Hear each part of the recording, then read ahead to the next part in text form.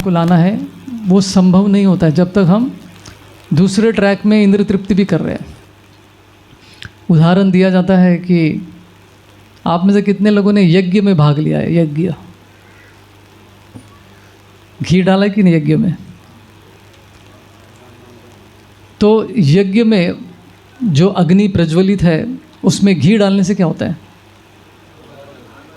आग बढ़ता है कि कम होता है? तो ये जो फिलॉसफी जिसके बारे में बता रहा था उनका कहना है कि इतना घी डालो आग में कि आग बुझ जाए। कभी ट्राई किया ऐसा? हो सकता है, नहीं भी हो सकता है। अगर नहीं होगा तो क्या होगा? वो आग उतने ही इंटेंसिटी के साथ जलेगा और बड़ा हो जाएगा वो। तो ये बोले कि इंद्र तृप्ति इतना करो कि बाद में तुमको लगे बस अभी केवल भगवान और मैं, बस और कुछ नहीं। तो ये संभव नहीं है करके कृष्ण यहाँ पे भोग ऐश्वर्य प्रसक्ता नाम तया अपरित चेतसाम व्यवसायत्मक बुद्धि समाधौ न विद्यते। समाधि संभव ही नहीं है। भोग से, संभोग से समाधि संभव नहीं है, क्लियरली यहाँ पे कृष्ण बता रहे हैं। तो ये दोनों चीज़ों से जब आसक्ति हम लोग करते हैं, भोग और ऐश्वर्य। तो भोग मतलब क्या है? प्रभुपाद जी कहते हैं भोग मतलब धन के प्रति आसक्ति, और दूसरा इस भौतिक जगत का कोई भी इंद्र तृप्ति ले लीजिए। और भौतिक जगत के इंद्र तृप्ति में सबसे बड़ा टॉप मोस्ट इंद्र तृप्ति कौन सा है? स्त्री और पुरुष का आकर्षण सबसे नंबर 1 है। जैसे हमारे 2 भाई थे, हिरण्यकशिपु एंड हिरण्याक्ष। तो हिरण्याक्ष जो नाम है उसका मतलब क्या है? अक्ष मतलब आंखें, हिरण्य मतलब सोना, जिसकी नज़र दृष्टि हमेशा सोने के ऊपर रहती है। कहाँ मिलेगा सोना मुझे? तो सोने की खोज में वो पूरे धरती को चीर फाड़ करने लगे। वो सोना कहाँ मिलता है? धरती में ही मिलता है ना। उसके माइंस होती है, गोल्ड माइंस। जैसे कोल माइंस होता है वैसे गोल्ड माइंस भी होता है। तो गोल्ड माइंस, गोल्ड निकालने के लिए खुदाई करनी पड़ती है भूमि की, तो अंदर से स्वर्ण निकलता है, सोना निकलता है। तो हिरण्याक्ष जो है हमेशा गोल्ड के पीछे लगे रहते थे, पैसा पैसा पैसा पैसा। और हिरण्यकशिपु का मतलब क्या है? उसके नाम में भी गोल्ड है। हिरण्य मतलब गोल्ड, कशिपु मतलब इंद्र तृप्ति, सॉफ्ट बेड, स्त्री पुरुष का आकर्षण। तो हिरण्यकशिपु ये दोनों इंद्र तृप्ति में फंसे हुए थे, जो एग्जैक्टली श्लोक में भोग और ऐश्वर्य, इतने अटैच्ड थे उससे। वो इतना तपस्या किया। भौतिक जगत में बहुत सारे लोग तपस्या करते हैं अलग अलग चीज़ों के लिए। तो हिरण्यशिपु का तपस्या क्या था? ये दोनों प्राप्त करनी थी उसको, भोग और ऐश्वर्य उसको चाहिए था। तो देखो कितना तपस्या किया उसने, पैरों पे खड़ा हो गया, हज़ारों साल, 10,000 साल तक खड़ा रहा और तपस्या कर रहे थे। आज के ज़माने में भी लोग अलग अलग तपस्या करते हैं। लोकल ट्रेन में ट्रैवल करना ही सबसे बड़ा तपस्या है, राइट? लेकिन उसमें भी लोगों ने PhD कर लिया है। जब शुरू में हम आए थे यहाँ पे, लोकल ट्रेन में कैसे चढ़ने का, कैसे उतरने का रूल्स मालूम नहीं था हमको। कई बार तो हम आगे के स्टेशन में चले गए थे क्योंकि उतरने ही नहीं दिया किसी ने। तो बाद में हमको समझा, एक व्यक्ति ने मेरे को समझाया कि उतरने के टाइम पे राइट साइड में आने का, लेफ़्ट से नहीं उतरने का, इधर साइड में आने का, उधर से लोग चढ़ने वाले हैं। तो उसका भी पूरा एक फिलॉसफी है। तो फिर उसने बड़े ही प्राइड के साथ उसने बोला था कि 30 साल से मैं लोकल ट्रेन में चलता हूँ, मालूम है क्या?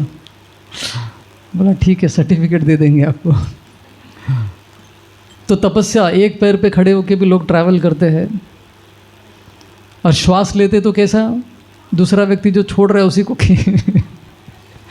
को खींच रहे वहाँ पे। तो ये आज के कलयुग का तपस्या है। तो तपस्या किस लिए कर रहे? भोग ऐश्वर्य के लिए कर रहे, भगवान की प्राप्ति के लिए नहीं। ध्रुव महाराज ने भी तपस्या की थी। किसके लिए? ऐश्वर्य के लिए किया था उन्होंने। ब्रह्मा जी से भी ज़्यादा ऐश्वर्य चाहिए था उनको, लेकिन उनका जो प्रोसेस था वो भक्ति था, इसलिए वो बच गए। हिरण्यकशिपु जो तपस्या कर रहे थे वो भगवान की भक्ति के लिए, भक्ति का नहीं था, उसमें अंग नहीं था, ब्रह्मा जी का नाम ले रहे थे वो, ओम नमो ब्रह्म देवाय कर रहे थे। लेकिन ध्रुव महाराज कौन सा मंत्र जाप कर रहे थे? ओम नमो भगवते वासुदेवाय। कितना अच्छा सा गाना बनाया उसके ऊपर मूवी में, राइट। तो भगवान की भक्ति का मार्ग उन्होंने चुना था ऐश्वर्य प्राप्त करने के लिए, लेकिन भगवान की भक्ति करते करते 6 महीने में क्या हो गया? भक्त बन गए वो। फिर आसक्ति जो था उनको ऐश्वर्य के प्रति वो चला गया। जब भगवान विष्णु उनके सामने प्रकट हुए, पूछा क्या चाहिए आपको, आपके मन में जो भी है बताओ, तो ध्रुव महाराज कहते कि मुझे कुछ नहीं चाहिए, मैं संतुष्ट हूँ, आपके दर्शन से संतुष्ट हूँ, मुझे और कुछ नहीं चाहिए। कांच के टुकड़ों के पीछे मैं भाग रहा था, लेकिन आपका स्वरूप देखकर बस मैं संतुष्ट हो गया, और कुछ नहीं चाहिए। तो हिरण्यकशिपु हिरण्याक्ष जो है, ये इस श्लोक के एग्जाम्पल है, उदाहरण है। भोग ऐश्वर्य प्रसक्ता नाम आसक्ति, इन दोनों के प्रति बहुत आसक्ति थी। तो वो इतने पावरफुल थे हिरण्यकशिपु, संसार में सभी उनसे डरते थे, केवल तीनों को छोड़ के। कौन थे वो तीन? ब्रह्मा विष्णु महेश्वर। वो तीनों को छोड़ के बाकी सब, यहाँ तक कि भृगु मुनि नारद मुनि भी उनसे डरते थे। इतने पावरफुल राक्षस आज तक कोई पैदा नहीं हुआ, राइट।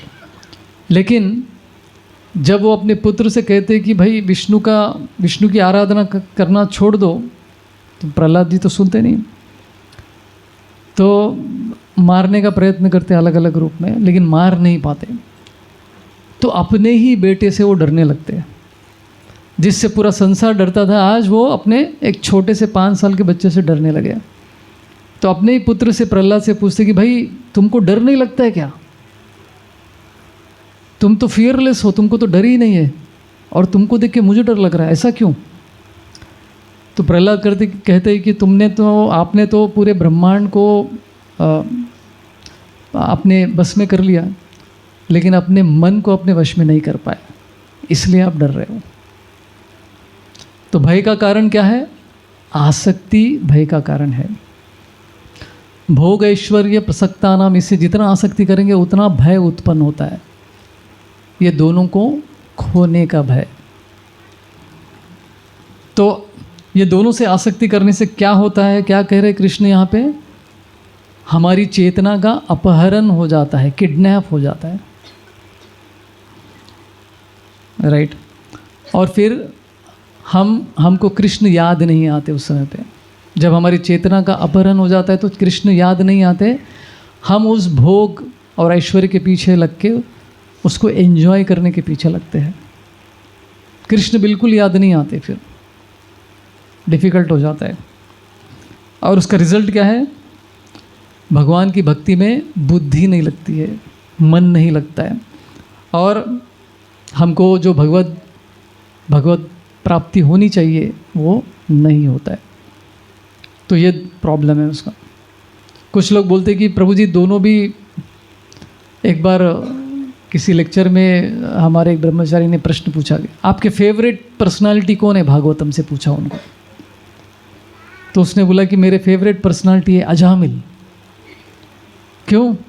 अजामिल ने जितना एंजॉय करना था सब कर लिया, बाद में भक्ति में भगवान को नाम लिए और सब अच्छा हो गया उनका। तो मैं भी फुल एंजॉय करूँगा, लास्ट मिनट में भगवान का नाम ले लूँगा, हो गया ना, दोनों भी हो जाएगा। ऐसा संभव है क्या? अजामिल जैसी किस्मत हमारी शायद हो ना हो। अजामिल को तो डायरेक्टली आप तो यहाँ पे प्रशांत आराम से बैठ के प्रवचन सुन रहे, लेकिन अजामिल कैसे प्रवचन सुन रहे थे? मृत्यु की शैया पे थे वो, डेथ बेड पे थे, वो सो गए थे, मरने वाले थे, ऐसे टाइम पे वो क्लास सुन रहे। पैनल डिस्कशन दोनों के बीच में पैनल डिस्कशन चल रहा था वहाँ पे, यमदूत और विष्णुदूत के बीच में, और अजामिल जो है वो सुन रहे थे। तो इस डिवोटी का फेवरेट कैरेक्टर कौन थे? अजामिल। तो कहीं ना कहीं मन में हमारे में ये रहता है, ये विचार आता है कि एन्जॉयमेंट भी चलता रहेगा और भक्ति भी चलती रहेगी। तो कृष्ण यहाँ पे बोल रहे कि ये संभव नहीं है। हाँ, हमारा जप हो रहा होगा, सत्संग प्रोग्राम भी हम लोग जा रहे होंगे, कथा भी सुन रहे, 16 माला भी घुमा रहे, सब भी हो रहा है, लेकिन उसका क्वालिटी कैसे है वो तो भगवान ही जानते हैं। तो मन में जो है इंद्र तृप्ति की भावना इतने आसानी से नहीं जाती है।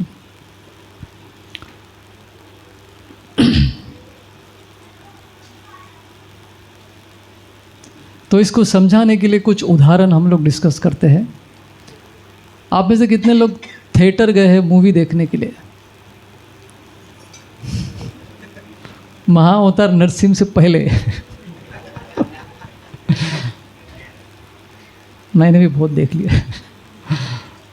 तो उसका एग्जाम्पल एक देता हूँ। जब आप थिएटर के अंदर जाते हो, थोड़ा अंधेरा रहता है, हल्का सा लाइट रहता है, जाके आप चेयर के ऊपर बैठते हो और थोड़ी देर के बाद जो बचा कुचा लाइट था वो भी चला जाता है। सडनली स्क्रीन के ऊपर लाइट आता है, स्क्रीन से एकदम लाइट आने लगता है, तो मूवी चालू होता है ना। और वो स्क्रीन के ऊपर अलग अलग इमोशंस दिखते हैं, वायलेंस दिखता है, रोमांस दिखता है, कॉमेडी दिखता है, इमोशंस, सेंटिमेंटल वाले इमोशंस दिखते हैं, सैक्रिफाइस दिखता है, अलग अलग इमोशंस देखने को मिलता है। तो ऐसे स्थिति में हम लोग इतना खो जाते हैं उसके अंदर, तो हमारी चेतना का अपहरण हो जाता है वहाँ पे। कैसे? वो स्क्रीन जो है हमारी चेतना को का अपहरण कर लेता है, बस उसमें खो जाते, दूसरी दुनिया हमको पता ही नहीं चलता क्या हो रहा है। तो अपहरण करने के लिए वहाँ पे वातावरण कैसा बनाया है? ऐसा डार्क, ताकि आप भूल जाओ कि आप कौन है, कहाँ से आए। तो इमोशंस में इतने खो जाते हो कि फिर दूसरा कुछ याद नहीं आता है। तो वही चीज़ कृष्ण करे कि भोग ऐश्वर्य में हम लोग इतना खो जाते हैं, सब भूल जाते हैं कि हम कौन है, कृष्ण के नित्य दास है, ये सब भूल जाते हैं, राइट। तो उसी तरह से जब हम भोग ऐश्वर्य से लग जाते हैं तो क्या होता है? हमारी चेतना का अपहरण होता है। कौन कर लेता है चेतना का अपहरण? 6 अनर्थ है, काम, क्रोध, लोभ, मोह, मद, मत्सर्य। ये 6 तरह के डाकू है जो किडनैप करने के लिए बैठे हैं हमको, जैसे मौका मिलेगा झपट, राइट। तो ये जो है हमको अटैक करने के लिए रेडी है। अगर हम स्ट्रांग नहीं है भक्ति में तो उनके अटैक में हम लोग फंस जाते हैं, हमारी चेतना का अपहरण हो जाता है और वो कहीं और चला जाता है। फिर हम उस इंद्र तृप्ति के कार्य में लग जाते हैं, रोकने का भी प्रयत्न नहीं करते, इररेसिस्टिबल बोलते हैं ना, मतलब वो खींच लेता है हमको उधर। बाद में हमको समझ में आता है कि मैंने क्या कर दिया। शास्त्र में शौबरी मुनि की कहानी आती है, हमने एक बार डिस्कस किया था शायद। शौबरी मुनि पानी में तपस्या कर रहे थे, वो कहाँ वो तपस्या में लीन थे। अचानक से एक दिन उन्होंने देख लिया 2 मछलियों को प्रेम करते हुए।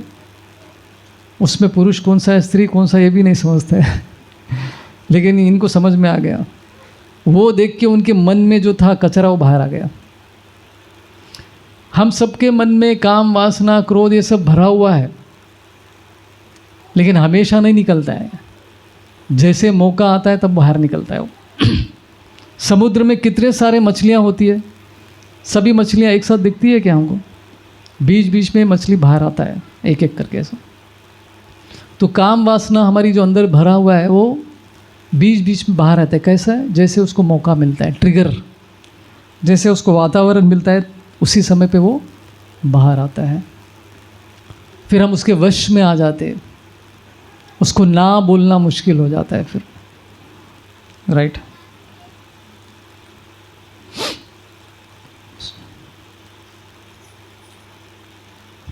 तो ये 6 अनर्थताएं जो है, इनसे बच के रहना बहुत ज़रूरी है। ये किसी भी रूप में आ सकती है। तो अपने आप को ऐसे वातावरण में कभी नहीं डालना चाहिए जहाँ पे हमारी चेतना का अपहरण हो जाए, किडनैप हो जाए। एक बार श्रील प्रभुपाद के शिष्य प्रभुपाद से पूछने लगे, प्रभुपाद क्या हम वो बार एंड रेस्टोरेंट में जा सकते हैं क्या भगवत गीता बांटने के लिए? तो प्रभुपाद ने बोला कि आइडिया अच्छा नहीं है, क्योंकि आप जाएंगे तो वापस आने के चांसेस है क्या? कहीं उधर बैठ के उसी में खो न जाए, क्योंकि पुराने हैबिट्स है तो बाहर आता है। तो ट्रिगर को क्या बोलते हैं संस्कृत में? उसको ये बोलते हैं, क्या बोलते हैं? उद्दीपन। उद्दीपन मतलब हमको याद आ जाता है। एक बार भक्ति तीर्थ महाराज अपने आश्रम में, उनके आश्रम में थे, तो टॉयलेट साफ कर रहे थे वो। तो किसी उनके शिष्य आके पूछे कि महाराज आपको टॉयलेट क्लीन करने की क्या ज़रूरत है, हम हैं ना, आप ये सेवा क्यों कर रहे हैं? तो उन्होंने कहा कि अभी मेरा मन जो है अकेला है, पता नहीं कहाँ कहाँ जाएगा, इसलिए मैं सेवा में लग गया। कुछ न कुछ सेवा करना है। खाली दिमाग शैतान का घर। तो अपने आप को जब ऐसे परिस्थिति में डालते हैं तो माया के लिए हम लोग एक खाद्य बन जाते, पकड़ती है, झपट लेती है हमको। तो ये फिर बाद में उदाहरण के रूप में कोई एक छोटा सा लड़का है, स्कूल जाने वाला लड़का है, तो कुछ चोर लोग गैंग मिलके जो है उस बच्चे को किडनैप कर लेते हैं। किडनैप करके लेके जाते हैं, फिर बाद में माता पिता से क्या मांगते हैं? पैसा चाहिए, 50 लाख चाहिए। अभी बच्चे के पिता के हैसियत से हिसाब से पूछते हैं 1 करोड़ चाहिए, राइट। तो उसी तरह से जब ये अनर्थताएं हमारी किडनैप कर लेती है, ये चेतना का अपहरण कर लेती है, तो ये भी पैसा मांगती है। पैसा क्या है यहाँ पर? हम उस गलत कार्य में अपने आप को संलग्न कर देते हैं, फिर ना नहीं कह पाते उसे। एक बार हमारे एक ब्रह्मचारी बस में ट्रैवल कर रहे थे, बहुत पहले की बात है। तो एक मुस्लिम व्यक्ति ने, उनके जो पीर रहते ना, पीर, उसने हमारे ब्रह्मचारी से प्रश्न किया, अरे महाराज, सबके सामने पूछा उसने, क्या आपके मन में स्त्री का विचार नहीं आता है क्या? अभी क्या आंसर करे? अभी अपने आप को शुद्ध नहीं, बिल्कुल नहीं, मैं तो शुद्ध हूँ, ऐसा भी बोलेंगे तो लोग शायद, ऑफ कोर्स इनको ऐसा घुमा फिरा के बात करने की ये नहीं था उनको। तो उन्होंने कहा कि आता है, लेकिन हम उसमें संलग्न नहीं होते, पार्टिसिपेट नहीं करते, इंडल्ज नहीं होते। ना करने की शक्ति कैसे आती है? भगवान की भक्ति में जब हम लोग डीप जाते हैं तो ना कहने की शक्ति डेवलप होती है, राइट। तो कृष्ण यहाँ पे बोले कि जितना हम उसमें संलग्न होते हैं, हम लोग कभी कभी न चाहते हुए भी कुछ गलती करते हैं, बाद में सोचते कि चलो कर लेते हैं, इसको शांत करते हैं मन को, फिर बाद में देख लेंगे। जितना उसमें भाग लेते रहते उतना ही वो पावरफुल बनता रहता है, नेक्स्ट टाइम मॉन्स्टर का रूप धारण कर लेता है। अगली बार के लिए डिफ़िकल्टी और बढ़ जाती है हमारी ना करने के लिए। तो ये कृष्ण कह रहे हैं यहाँ पे, जब हम पैसा देने लगेंगे, माँ बाप पैसा दे देंगे चोर को, डाकुओं को किडनैप करने के लिए, तो वे चोर का हिम्मत और बढ़ जाता है, नेक्स्ट टाइम और एक किडनैप करेगा, क्योंकि पैसा मिल रहा है। सेम चीज़ हमारे साथ होता है, हमारी चेतना के साथ हो सकता है। शास्त्र में उदाहरण आता है धृतराष्ट्र का। धृतराष्ट्र को भी ये दोनों से बहुत आसक्ति थी, भोग और ऐश्वर्य के प्रति। वो शरीर से तो अंधे थे, लेकिन बुद्धि से भी अंधे थे और भक्ति से भी अंधे थे, स्पिरिचुअली ऑल्सो ब्लाइंड। तो उनकी इस आसक्ति की वजह से इतना बड़ा युद्ध हुआ। अपने बेटे को अगर वो पहले रोक देते थे तो शायद इतना बड़ा नहीं होता, लेकिन उनकी इच्छा इतनी ज़्यादा थी राजा बनने की कि वो सेम चीज़ उनके पुत्र में ट्रांसफ़र हो गया। विरासत में वो इच्छा ट्रांसफ़र कर दिया उन्होंने पुत्र को। तो देखो इतना बड़ा महाभारत वार हुआ, राइट।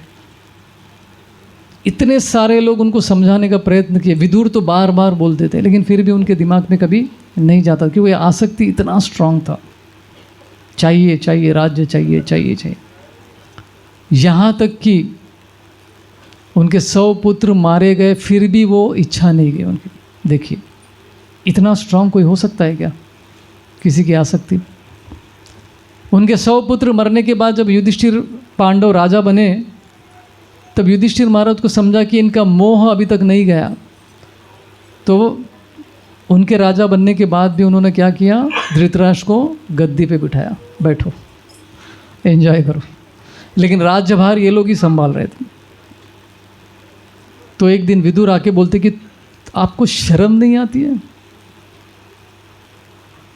जिसने आपके 100 पुत्रों को मारा है वही आपके सामने झूठा खाना डाल रहा है और तुम खा रहे हो, निर्लज कैसे बन गए हो करके विदुर इतना स्ट्रांगली बोलना पड़ा उनको।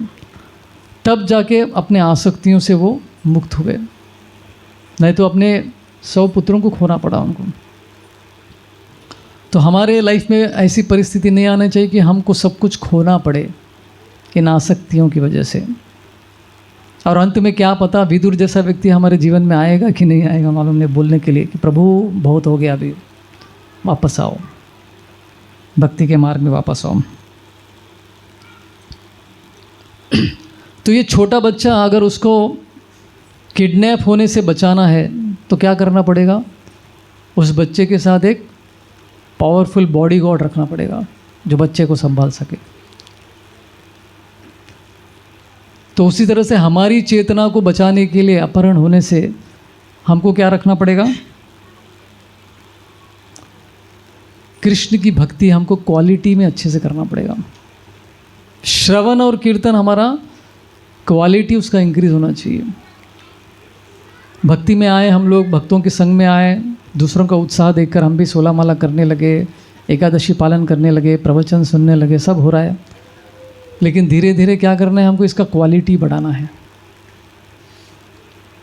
नहीं तो कभी भी हमारे अपहरण चेतना का अपहरण हो सकता है, क्योंकि बॉडी गार्ड स्ट्रांग नहीं है अपना, राइट। तो बॉडी गार्ड कौन है यहाँ पे, हमारी चेतना को बचाने वाला बॉडी गार्ड वो है हमारी बुद्धि। तो बुद्धि स्ट्रांग होने से क्या होता है, हम मन को बोल सकते कि मन रुक जाओ, ये तुम्हारे लिए अच्छा नहीं है, नो कहो, इस भोग को नो कहो, ना कहना सीखो। तो बुद्धि जब स्ट्रांग बन जाती है तब ये नो कहने की शक्ति भी बढ़ जाती है इस भौतिक जगत का भोग करने में। शुरू में भक्ति में आते हैं तो भगवान हमको सैंपल देते हैं, टेस्ट देते हैं, सब अच्छा लगता है, जब करना भी अच्छा लगता है, लेकिन धीरे धीरे क्या होता है, वो रुचि चला जाता है, वो टेस्ट चला जाता है, क्योंकि अपराध करना चालू कर देते हैं हम लोग, भक्तों के प्रति अपराध, दूसरों के प्रति अपराध की भावना।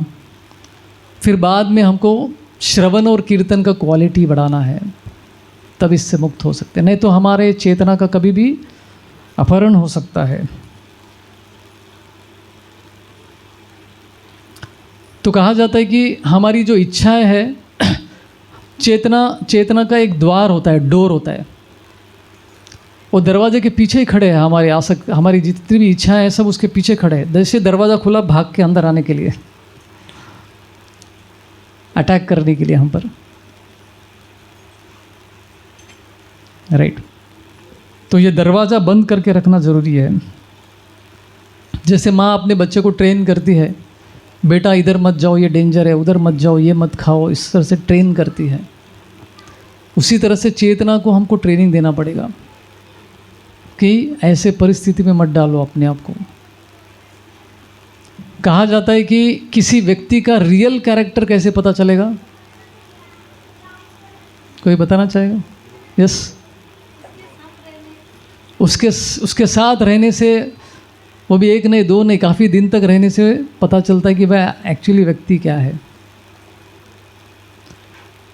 वहाँ पे भी वो नाटक कर सकता है, दिखावा कर सकता है, और एक दूसरा तरीका क्या है? हाँ हाँ,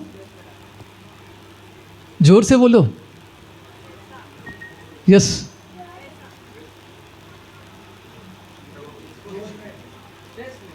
स्ट्रेस में। अच्छा, पैसा। वो जब अकेला रहता है,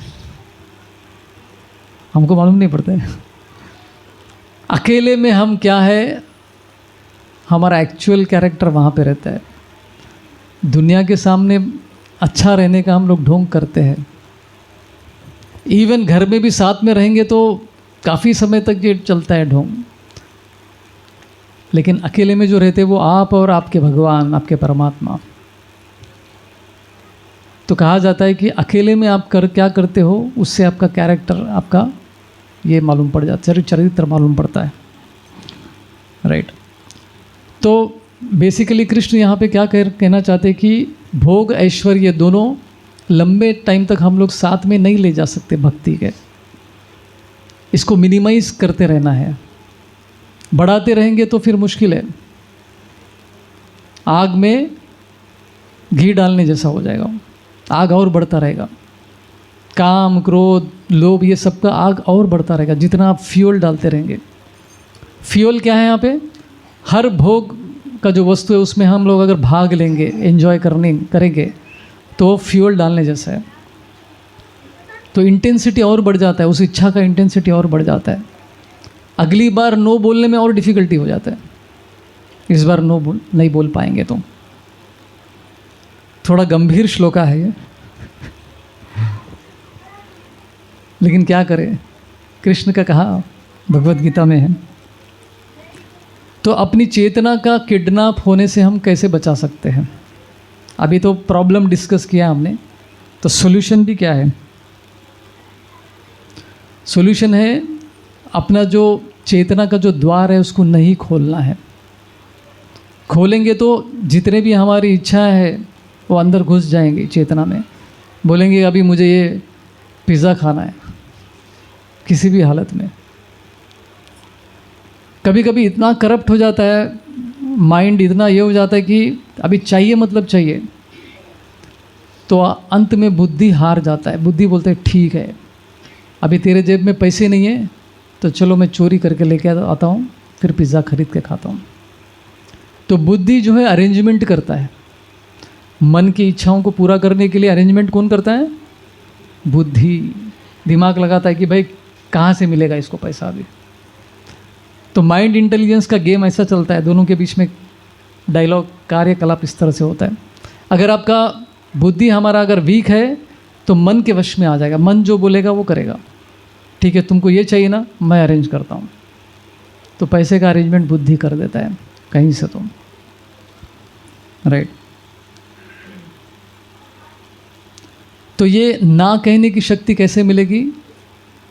क्योंकि हमने शास्त्र में पढ़ा है कि ये ऐसे एंजॉयमेंट बहुत टेम्पररी है, इसका सुख बहुत टेम्पररी है।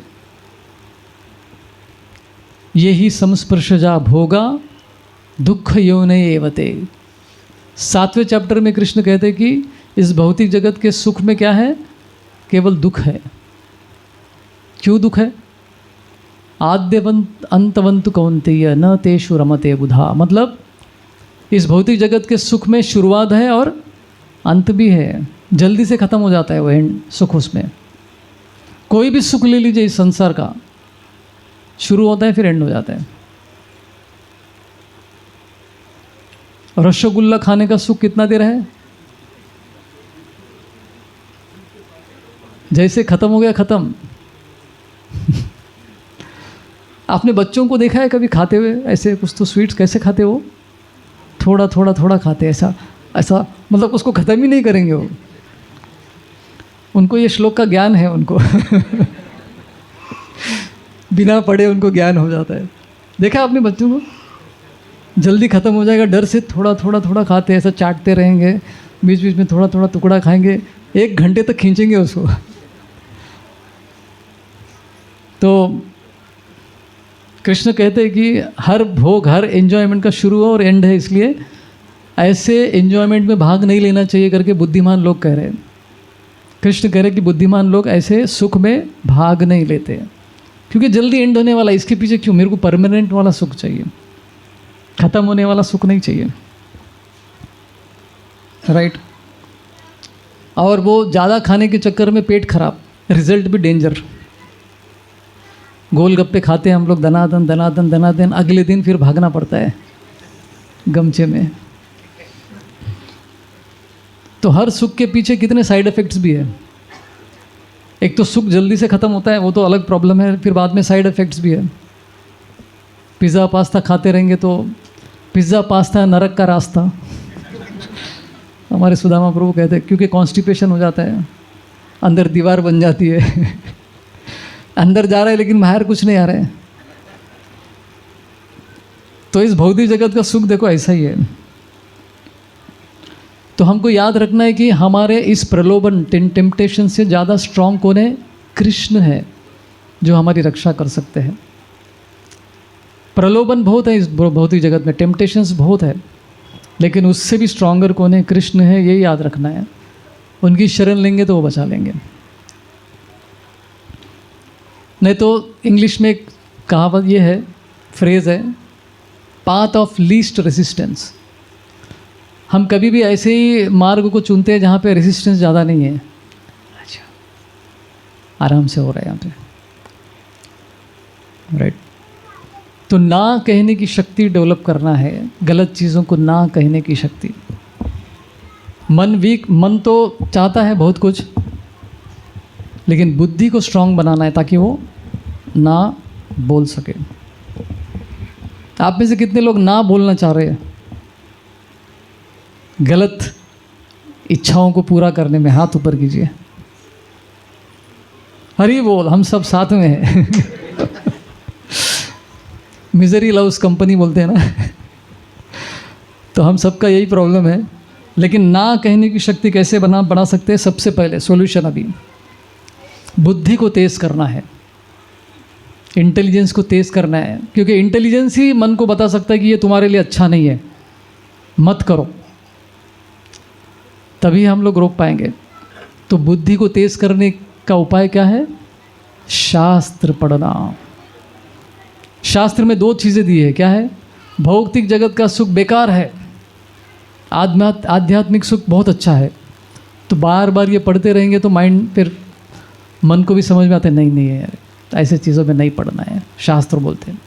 उसलिए हमारे आचार्यगण क्या कहते हैं? नित्यम भागवत सेवा। क्यों बोले हर दिन पढ़ना होता है? ये प्रॉब्लम हर दिन का है, हर दिन हमको अटैक होने वाला है।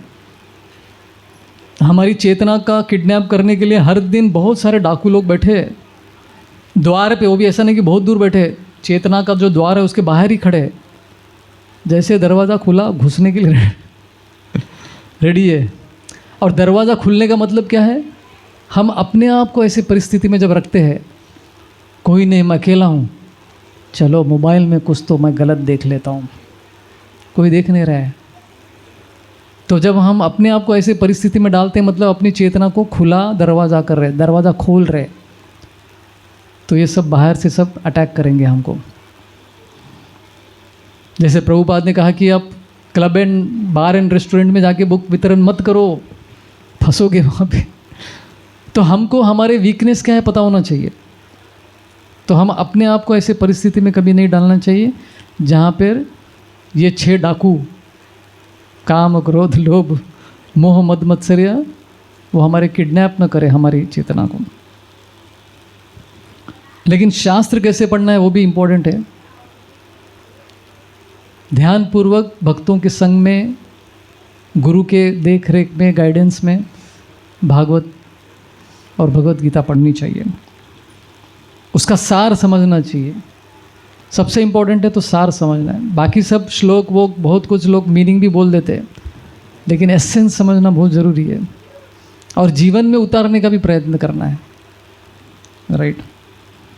तो इस भौतिक जगत, फ्यूटिलिटी ऑफ मटेरियल एन्जॉयमेंट, मतलब इस भौतिक जगत का सुख जो है वो बेकार है, मतलब उसमें कुछ दम नहीं है।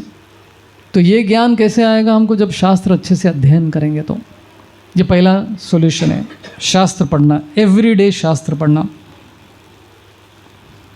और भक्ति करने से हमको क्या मिलता है ये भी हम पढ़ेंगे तो फिर इच्छा होती है कि भक्ति अच्छे से करें। आप में से कितने लोगों को ऐसा अनुभव हुआ भक्ति के आपके जीवन के दौरान के एकदम पावरफुल टेस्ट मिला आपको, एकदम आनंद, अलग ही लेवल का एक आनंद का अनुभव हुआ, कुछ क्षणों के लिए क्यों ना हो? कितने लोगों को ऐसा हुआ है? तो वहाँ से गाड़ी फिर नीचे क्यों आई? क्योंकि हमने वो क्षण को मन में बसाए नहीं, उसको इसको कंटिन्यू करना है करके ऐसा इच्छा व्यक्त नहीं किया हमने। फिर से लो ग्रेड वाले एन्जॉयमेंट के वश में आ गए हम लोग। क्यों? क्योंकि द्वार खोल दिया, दरवाज़ा खोल दिया और डाकू आके किडनैप करके चले गए हमारी चेतना को। राइट। तो दूसरा है स्टडीली, मतलब हर दिन अच्छे से नियमित रूप से हम लोग भक्ति करेंगे तो एक दिन कृष्ण हमको टेस्ट दे सकते हैं, टेस्ट, हायर टेस्ट। तो हमारा कंडीशनिंग बहुत जन्मों से है, गलत चीज़ करने का जो कंडीशन है कई जन्मों से आ रहा है, ये एक दिन में नहीं जाता है वो। लेकिन भक्ति अच्छे से करेंगे तो जब हायर टेस्ट मिलता है भक्ति के कार्यों में, तो धीरे धीरे ये लोअर टेस्ट चला जाता है। राइट। जैसे पंखा है, पंखा बंद करने के बाद क्या होता है? कुछ देर पंखा घूमता है कि नहीं? तो जैसे हम भक्ति में आते हैं गलत कार्य करना रुक जाता है, लेकिन उसके विचार नहीं जाते, थोड़ी देर घूमते रहते हैं, इच्छा नहीं जाती है इतना जल्दी, धीरे धीरे से। लेकिन एक दिन जब परम दृष्टवा निवर्तते, हायर टेस्ट कृपा, कृष्ण की कृपा से जब मिल जाता है तो फिर हमारी चेतना सुरक्षित रहता है, नहीं तो किडनैप हो जाता है फिर उसका।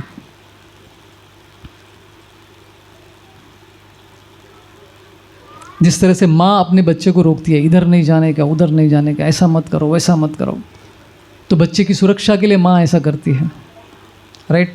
उसी तरह से हमारी बुद्धि हमारी माँ की तरह है, जो हमको बताती है, मन को बताती है। मन जो है बच्चे की तरह है, छोटे बच्चे की तरह मन होता है। तो बुद्धि जो माँ के जैसा है वो बच्चे को बोले कि इधर मत जाओ, इधर ये मत करो, वो मत करो, तो बच्चा सुरक्षित रहता है। तो ये बुद्धि को तेज़ करना बहुत ज़रूरी है। और सबसे इम्पोर्टेंट है कि प्रार्थना करना है भगवान के सामने। एक बार श्रील प्रभुपाद को उनके शिष्यों ने प्रश्न किया, प्रभुपाद आपको माया अटैक नहीं करती है क्या? तो प्रभुपाद ने, बिल्कुल नहीं करती है मुझे माया अटैक। मतलब कितना कॉन्फिडेंस चाहिए बोलने के लिए। फुल कॉन्फिडेंस के साथ प्रभुपाद ने कहा। और दूसरे समय पे एक बार प्रभुपाद जी कृष्ण के विग्रह के सामने खड़े रह के ऐसा इंटेंसली प्रार्थना कर रहे थे। तो शिष्य ने पूछा कि प्रभुपाद जी आप क्या प्रार्थना कर रहे हैं? मैं कृष्ण से प्रार्थना कर रहा हूँ कि माया मुझे अटैक ना करे। एक तरफ बोल रहे कि माया मुझे अटैक नहीं करता है, और दूसरे तरफ प्रे कर रहे कि माया मुझे अटैक नहीं करना चाहिए। मतलब क्या है? वो प्रे कर रहे इसलिए माया अटैक नहीं कर रही है, ये सिखलाना चाहते थे प्रभुपाद जी। कहा जाता है कि जब हम कृष्ण के दर्शन करते हैं तो उनके ये आंखें जो होती है ना, ऐसा बाण के रूप में होता है, धनुष के रूप में होता है भगवान की आंखें, ऐसा शेप। तो उसको ध्यान लगाएंगे तो हमारे मन का जो काम है वो कम हो जाता है। ये फॉर्मूला देते हैं भगवान के दर्शन से। उसलिए कहा जाता है कि गृहस्थ जीवन हो या ब्रह्मचर्य हो, खास करके गृहस्थ जीवन में भगवान के विग्रहों की आरती करनी चाहिए। उससे काम कम हो जाता है, काम वासना, काम की इच्छाएं कम हो जाती है। राइट। तो ये है एक चीज़, भगवान के सामने जाके प्रार्थना, प्लीज़ प्रार्थना करने क्या, पहले तो प्रार्थना क्या करना है, पहला स्टेप में क्या करना है? भगवान का गुणगान करना है।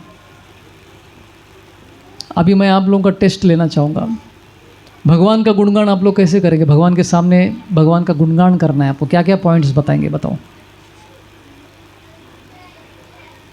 भगवान तुम महान हो ऐसा मत बोलो वो तो है ही, किस तरह से महान है वो पॉइंट्स बताओ।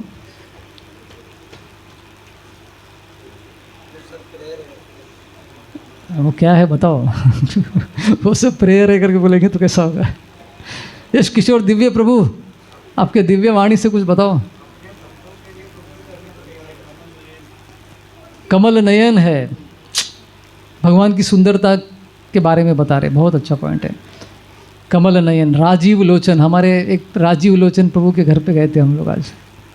कमल नयन, यस महामन प्रभु आप कुछ बोल रहे थे। भक्त वत्सल है भगवान, भक्तों की रक्षा करने के लिए हमेशा तत्पर रहते हैं भगवान। तो इस तरह से गुणगण, और क्या, और कुछ बताओ। हाँ हाँ, समर्थ, समर्थ के सागर, मतलब सब कुछ कर सकते हैं भगवान। सर्व कारण कारणम, सब। Okay, very nice point, very nice point. तो आप कुछ भी कर सकते हैं भगवान, ऑमनीपोटेंट है। और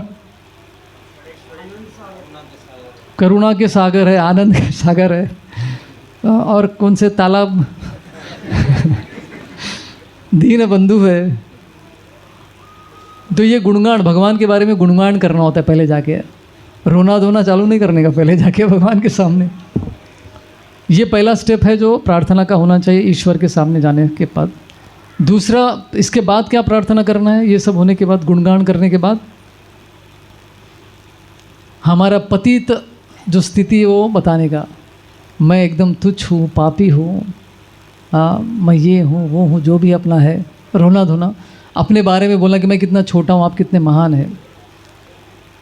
अभी आप लोग सोच रहे हो कि भगवान को पता नहीं क्या, हमसे ज़्यादा पता है कि हम कितने पतित हैं करके। तो उनको सब पता है, लेकिन भगवान के साथ बातचीत करनी चाहिए, केवल व्हाट्सएप में चैट नहीं करना चाहिए। We have to chat with God, भगवान के साथ भी चैटिंग करना चाहिए। और भगवान के साथ चैटिंग करने का मार्ग प्रार्थना के थ्रू है। तो सेकंड लेवल ऑफ प्रेयर क्या है, हमारे अधम स्थिति के बारे में भगवान के सामने रखना, मतलब खुद को एक्सपोज करना भगवान के। कोई सुन नहीं रहा है आपका प्रार्थना, आप और आपके भगवान के बीच में ही है। ये दूसरे लेवल की प्रार्थना होती है। और तीसरे लेवल का प्रार्थना क्या है, आपकी इच्छाओं का लिस्ट सामने रख सकते हैं। अभी मुझे ये चाहिए, वो चाहिए, जो भी है। लेकिन भक्त क्या इच्छा रखता है भगवान के सामने, what is the ultimate desire जो भक्त का होता है, भक्ति बढ़ती ही जाए। क्या बात है। और सेवा करनी है मुझे, किसी भी जन्म में क्यों ना हो। मम जन्मनि जन्मनीश्वरे भवतात भक्तिर अहेतुकी त्वयि। भक्त ये भी नहीं मांगता है मुझे मुक्ति चाहिए, ये भी नहीं मांगता है। यहाँ तक कि भक्ति रसामृत सिंधु में आता है कि भक्त जो है भगवान का धाम भी नहीं चाहता है। मुझे आपका लोक नहीं चाहिए, आपका ऐश्वर्य नहीं चाहिए, आपका रूप भी नहीं चाहिए, ये भी नहीं मांगता है। क्या मांगता है, सेवा। किसी भी स्थिति में क्यों, नरक में हो, स्वर्ग में हो, कहीं पे भी हो, बस आपकी सेवा कंटिन्यू होनी चाहिए। ये अल्टीमेट प्रेयर है इच्छाओं के रूप में। तो इस तरह से भगवान के सामने प्रेयर करना कि मेरा मन जो है बहक जाता है, इंद्र तृप्तियों के साधन वस्तुओं को देखकर मेरा मन बहक जाता है, मुझे शक्ति दीजिए ताकि मैं इसे ना कह सकूं। ना कहने की शक्ति भगवान दे सकते हैं जब हम सिंसियरली प्रार्थना करते हैं भगवान के सामने। तो ये भी एक सोल्यूशन है। पहला सोल्यूशन क्या था हमारा, नहीं सोल्यूशन में, प्रार्थना नहीं बोल रहा मैं, सोल्यूशन में शास्त्र हर दिन पढ़ने का, भक्तों के संग में गुरु के अंडर रहकर शास्त्र का अध्ययन, डीप अध्ययन करने का। तो भौतिक जगत बेकार जगह है, आध्यात्मिक जगत एकदम बहुत बढ़िया है, वहाँ पे जाना चाहिए। तो ये बार बार रिमाइंडर हमको मिलता है। और दूसरा है हायर टेस्ट था जो हमने डिस्कस किया। भक्ति अच्छे से करते रहेंगे तो कृष्ण टेस्ट देते रहेंगे, और वो टेस्ट को पकड़ के आगे जाना है, फिर बाद में लोअर टेस्ट के नीचे नहीं आने का। जैसे आप सबने कहा कि हमारे जीवन में एक ऐसा क्षण आया था जब एक अलग ही लेवल का आनंद का अनुभव हुआ था, लेकिन उसको और आगे बढ़ाने के बजाय फिर बाद में नीचे आ गए हम लोग, ग्राफ फिर बहक गए हम लोग। तो इस तरह से अलग अलग रूप में हम भगवान के सामने ये कर सकते हैं। एक बार किसी ने कहा कि शास्त्र में दिया है कि सतयुग में अगर आप मन में भी गलत विचार आएगा आपका तो पाप लग जाता था। अभी ये रूल आज के ज़माने में होता तो मर जाते हम लोग गलत विचार आने से ही पाप लग जाता था। तो इसलिए हम लोग कलयुग तक आ गए अभी, इसलिए तो कलयुग में क्या है, ये लागू नहीं होता है। कलयुग में अच्छा चीज़, अच्छा विचार मन में आता है, उसको पुण्य मिल जाता है, देखो विचार करने से। लेकिन गलत विचार मन में हमारे बार बार आ रहे तो एक दिन क्या होता है, वो एक्शन में बदल जाता है। वो ऐसा नहीं कि हम बच गए, ऐसा नहीं है। तो विचारों को शुरुआत में ही रोकना होता है। जैसे इंग्लिश में कहावत है, watch your thoughts before it become action. अपने विचारों पर ध्यान लगाइए। बुरे विचार है तो निकाल दीजिए उसी समय पे। उसको अगर बढ़ते देंगे आप, उसको बढ़ावा देंगे तो वो एक्शन में बदल जाता है, मैटर ऑफ टाइम, कुछ समय के बाद। Watch your thoughts before it become action, watch your action before it becomes your habit. तो वो एक्शन आप बार बार करते रहेंगे तो वो आदत बन जाती है, बुरी आदत जिसे हम कहते हैं। तो श्रृंखला है, कोई भी चीज़ अचानक से नहीं होता है। बुरी आदत ऐसी ही नहीं लगती है, चालू ऐसा होता है थॉट से, फिर एक्शन, रिपीटेटिव एक्शंस, फिर watch your habits before it becomes your character. तो अगर वो हैबिट आपका बहुत समय से है तो वो आपका चरित्र, आपका नेचर बन जाता है। जैसा हमारा चरित्र वैसा हमारा डेस्टिनेशन, या तो नरक जाएंगे या फिर स्वर्ग जाएंगे या फिर भगवत धाम जाएंगे। तो इसलिए ये शुरुआत में ही इसको रोकना बुद्धिमानी होता है। मन में बुरे विचार आ रहे उसी टाइम पे वो सब रोक के भगवत गीता हाथ में लेने का, पढ़ाई पढ़ते माला हाथ में ले लेने का, या किसी डिवोटी से बात करने का। किसी को डिटेल बताने की ज़रूरत नहीं क्या चल रहा है अपने मन में, उसका मन भी खराब हो जाएगा फिर तो ऐसा हेल्प लेना चाहिए ताकि वहीं पे उसको रोका जाए, थॉट प्रोसेस को उधर ही दबाए, आगे बढ़ने नहीं देना है। नहीं तो कहा जाता है कि ओल्ड हैबिट्स, क्या बोलते हैं, डाई हार्ड, आसानी से वो नहीं जाती है, बहुत मुश्किल होता है। एक बार हैबिट बन गया वो तो उसको निकालना पूरा जन्म भर। हमारे मंदिर में एक ब्रह्मचारी थे, मतलब सब शास्त्र वगैरह सब कुछ अच्छे से कर रहे थे, काफ़ी समय से थे। नाक में हाथ डालने की आदत थी उनकी। भागवतम क्लास सुन रहे और नाक में उंगली कर रहे थे ऐसा।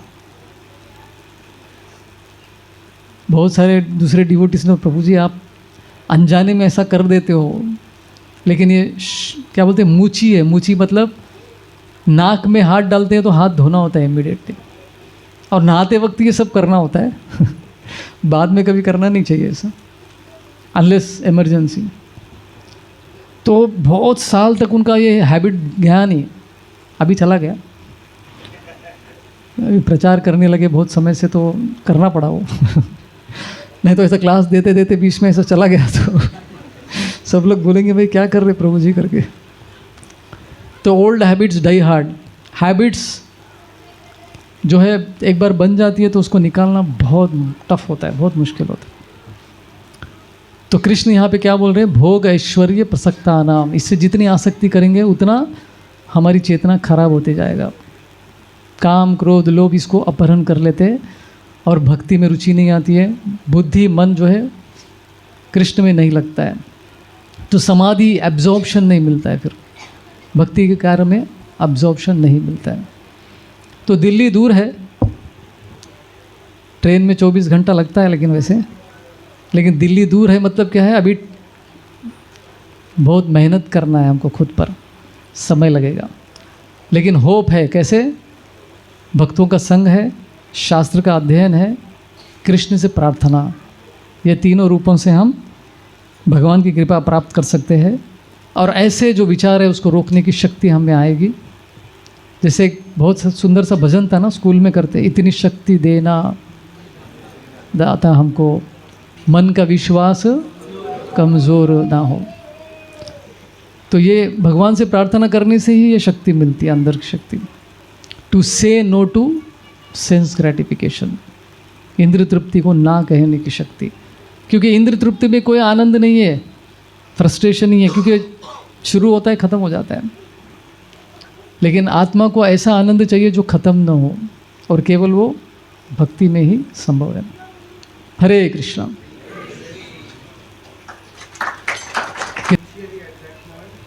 अच्छा,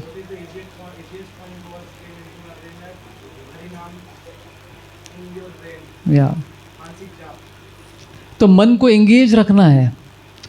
मन को खुला छोड़ देते हो तो फिर वो माया अटैक कर देती है कभी भी, क्योंकि हर व्यक्ति के कमज़ोरी अलग होती है और माया को हर व्यक्ति का कमज़ोरी मालूम होता है, और माया वहीं पे अटैक करेगी। कस्टमाइज्ड अटैक रहता है उसका आपको जिससे आप घायल होने वाले हैं वही अटैक करेगी वो। बॉक्सर को मालूम है इधर ये कमज़ोर है इसका, तो उधर ही मारेगा वो। फिर बार बार वो देखता है कि उसको उधर ही दर्द हो रहा है तो उधर ही मारता रहेगा वो। जहाँ कमज़ोर पॉइंट ढूंढते बॉक्सर लोग फाइटिंग करते वक्त, ना इसका कमज़ोर पॉइंट कौन सा है, उधर ही मारने का प्रयत्न करते हैं। तो माया भी ऐसी है। हरे कृष्ण। और किसी को प्रश्न है? यस प्रभु।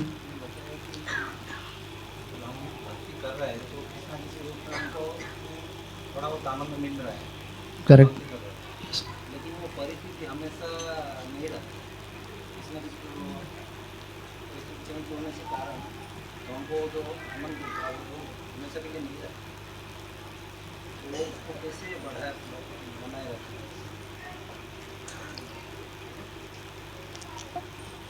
भक्ति का जो आनंद है किसी परिस्थिति पर डिपेंड नहीं रहता है। वैसे भक्ति जो है आपके लाइफ में सुख हो, दुख हो, रिजेक्शन हो, कोई आपको वाहवाही कर रहे नहीं कर रहे, उस पर निर्भर नहीं होता है। भक्ति अपना अंदरूनी हैप्पीनेस है। उसलिए मैंने अभी एक आर्टिकल पढ़ा था जिसमें कहा था कि लाइफ में हमारे प्रॉब्लम्स होती है, रिजेक्शन होता है, लेकिन अब जितना कृष्ण से डीपर कनेक्शन है उतना आनंद में रह सकते सभी परिस्थितियों में भी। आपका प्रश्न अलग है क्या कुछ? एक्सटर्नल डिस्टर्बेंस तो आएगा ही ना। तो एक्सटर्नल डिस्टर्बेंस से हम विचलित हो गए, मतलब अपना वो कृष्ण के साथ कनेक्शन डीपर नहीं था वो, या फिर हम एवरीडे ट्राई नहीं कर रहे डीपर कनेक्ट। किसी दिन अच्छा होता है भक्ति, किसी दिन अच्छा होता है हमारा जप, तो उस दिन कनेक्शन अच्छा रहता है कृष्ण के साथ।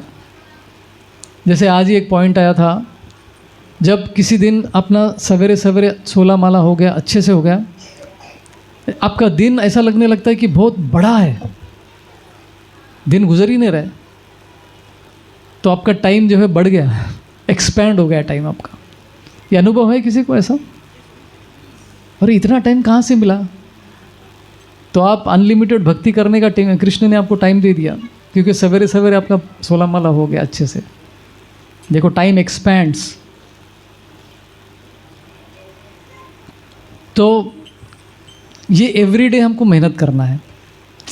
जिस मेहनत से आज हमको वो टेस्ट मिला, वो कल क्यों नहीं करना चाहिए?